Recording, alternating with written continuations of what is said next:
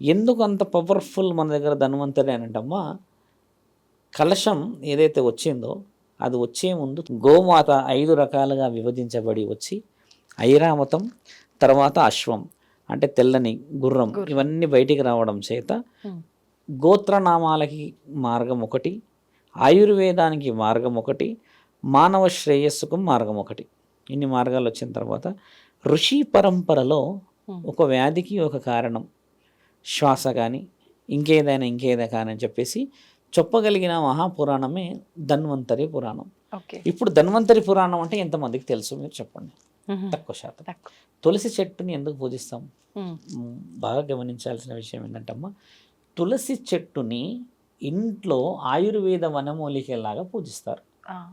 ఒకప్పుడు తులసి చెట్టు ఇంత హైట్ అయ్యేది, ఇంత బారేడుగా ఇంత వెడల్పు అయ్యేది. ఇప్పటికి ఊర్లలో అవుతుంది అలాగా. మన దగ్గర ఇంత అవడమే చాలా కష్టం. కొత్తిమీర కట్ట అంత ఉంటుంది అంతే. దానికి ఉండే 4 ఆకులు, దానికి ఒకటే పూజలు మనం చేస్తాం. అంటే పుణ్యం కొద్దీ చెట్లు పెరుగుతాయి అనేది రుజువు. ఒకప్పుడు భూమిలో పెడితే అది అలా పెరిగేది. ఇప్పుడు అపార్ట్మెంట్ లైఫ్స్ కదమ్మా, ఆ గోడల మీద పెట్టడం చేత దాని యొక్క వయసు అలా ఉండిపోయింది. తులసి చెట్టు ఎందుకు పూజించాలంటమ్మా, ఏదైతే సంజీవని పర్వతం మీద పరమాత్ముడిపై తీసుకొస్తాడో ఆ ఆకుని కాపాడిన మహావృక్షాలు తులసి చెట్లు. ఆ సంజీవని ఏమో ఒక దగ్గర ఉంటే ఈ చుట్టుపక్కల ఉన్న వేల చెట్లు ఇవే.